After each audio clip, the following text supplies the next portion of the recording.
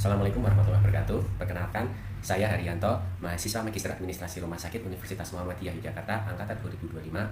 Pada kesempatan ini saya membuat video ini sebagai satu bagian pembelajaran saya di mata pelajaran MPKRS, Manajemen Pelayanan Khusus Rumah Sakit.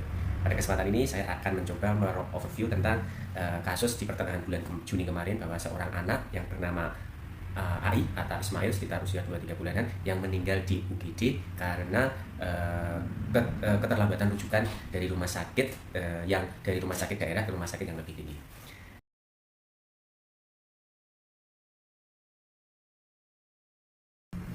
Meninggalnya bayi Atta di IGD RSUD Syekh Yusuf Goa. Jadi pada pertengahan Juni itu bulan kemarin 2026 ada video yang memang sangat memuncak di media online bahwa seorang ibu nangis di samping jasad bayinya yang baru berusia sekitar 2 bulanan meninggal di UGD RSUD Syekh Yusuf Goa. Bayi itu sekitar 2 bulanan datang dengan di UGD pada 12 Juni 2026 pada kondisi setengah 9 waktu Indonesia Timur dalam kondisi kritis, di mana itu sebelumnya adalah demam 4 hari disertai dengan sesak nafas dan tubuh itu menguning.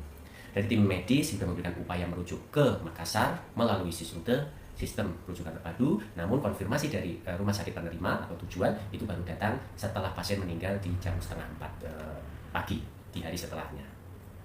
Kasus ini bukan sekedar tragedi individu ya. Kasus ini menjadi cerminan kegagalan sistem potensi yang berpotensi untuk mengancam kepercayaan publik, memicu gelombang tuntutan hukum dan menguji kredibilitas sistem rujukan nasional. Dan bagi manajemen rumah sakit, pasti ini adalah suatu warning system bahwa kesenjangan antara prosedur dan realita lapangan itu dapat berakibat fatal.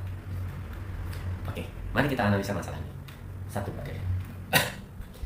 Kita telusuri kronologinya. Pasien itu datang dari Puskesmas Barombong, sesampainya dari di UGD itu setengah 9 malam. Tim medis langsung bertindak, sudah benar memberikan infus, cairan, obat penurun demam, pemeriksaan laboratorium, dan lainnya. Ternyata kondisinya semakin drop, sekitar setengah 11-an, pasien memburuk dan oleh dokter UGD, pasien ditransfer ke unit yang lebih tinggi atau intens, yaitu adalah ruang resusitasi. Setelah 11-an, kondisinya kok semakin memburuk tanpa perbaikan, oleh tim medisnya mengajukan rujukan. Sekitar setengah 11-an, Pak keluarga memberikan persetujuan untuk dilakukan rujukan ke rumah sakit yang lebih atas di RSUD daerah Makassar. Sudah mendapatkan persetujuan, rujukan dibuat melalui SIS rute, yaitu ada 3 rumah sakit besar, rumah sakit RSUP Wahidin Sudirohusodo, RSI Islam Faisal, dan RSUD Labuan Baji. Namun jadwal jawaban baru datang itu pukul setengah 8 pagi harinya, untuk hari besok, hampir 9 bulan atau 4 jam setelah pasien dikatakan meninggal. Apa akar masalahnya? Pertama, keterbatasan SDM, sumber daya manusia. Petugas Sisrut itu sering merangkap tugas sebagai perawat triase. Tidak ada petugas khusus di malam hari. Dan yang kedua, hambatan teknis. Jaringan internet tidak stabil. Aplikasi memerlukan tahapan login yang beberapa tahap, sehingga itu memperlambat proses. Dan yang ketiga adalah keterbatasan rumah sakit tujuan, karena kapasitas tempat tidur yang penuh menyebabkan waktu tunggu dan konfirmasi yang tidak terukur. Dampak terhadap mutu layanan sangat signifikan sekali. Penelitian menunjukkan Sisrut hanya mencapai respon kurang dari 1 jam, itu hanya sebesar 72%. Untuk pasien kritis seperti Atta, bahwa setiap menit itu sangat berharga. Itulah kelemahan sistem ini, di mana akan menciptakan kesenjangan antara prosedur dan realita. Secara administratif, rujukan memang sudah diproses, telah diproses, namun secara klinis pasien tetap turun kondisinya tanpa ada kepastian berpindah. Kondisi seperti ini otomatis akan mempengaruhi keberlanjutan rumah sakit. Contohnya reputasi, mungkin dengan kondisi seperti ini reputasi akan semakin tergerus. Yang kedua, hukum. Ini sangat menjadi perhatian ketika sudah masuk ke ranah hukum ini, potensi-potensi seperti malpraktek, tuntutan dan lainnya itu akan semakin tinggi. Finansial, dan ini pasti akan menjadi membutuhkan biaya yang besar. Operasional juga, tuntutan perbaikan sistem yang sudah jalan harus diperbaiki. Dan yang paling akhir adalah moralnya. Ini moralitasnya. Moral ini yang satu juga bagi rumah sakit, yang kedua adalah bagi tenaga medis, itu sangat mempengaruhi sekali. Poin kunci analisa ini adalah keterlambatan respon Sisrut, kemudian tidak ada mekanisme eskalasi untuk pasien kritis, dan ketergantungan penuh terhadap sistem digital tanpa ada backup komunikasi yang efektif.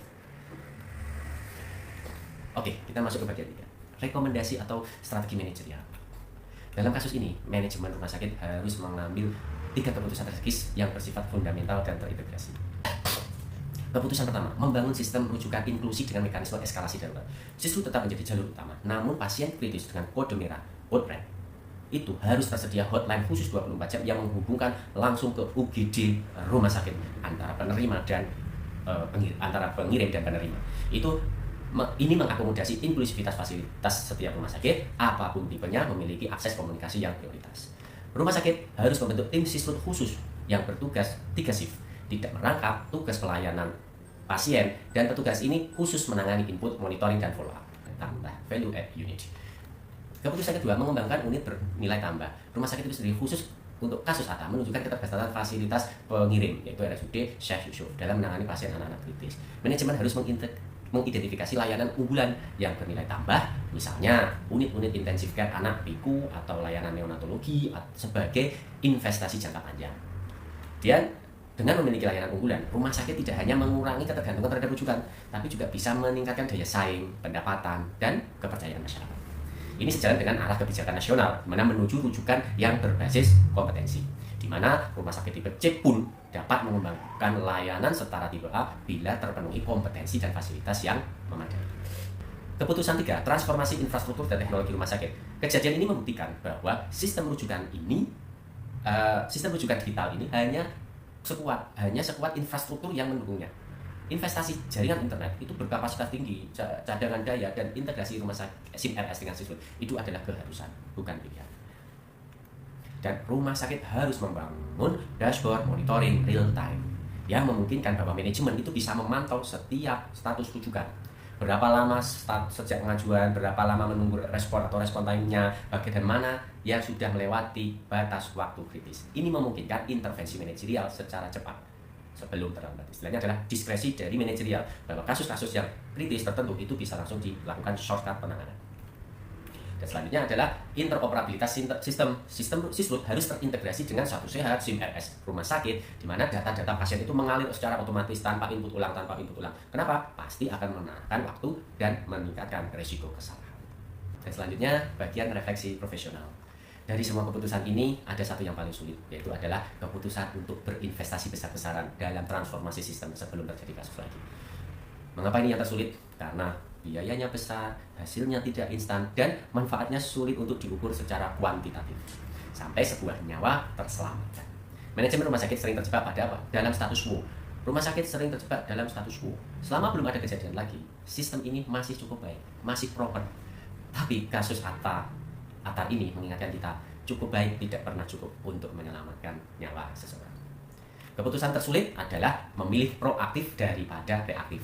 Berinvestasi dalam sistem yang lebih baik hari ini daripada membayar harga yang jauh lebih mahal dalam rupiah, reputasi, dan yang paling berat adalah nyawa di masa depan. Kasus ATA ini harus menjadi titik balik, karena setiap bayi yang datang ke UGD berhak mendapat kesempatan terbaik untuk sembuh dan bertahan hidup. Pesan terakhir, kasus ATA tidak mengajarkan bahwa sistem rujukan bukan sekedar urusan administrasi. Ini adalah urusan nyawa. Keterlambatan bukanlah angka, tapi detak jantung yang terhenti, dan setiap detak jantung yang hilang adalah tanggung jawab kita semua. Demikian, ada salah kata, mohon maaf. Assalamualaikum warahmatullahi wabarakatuh.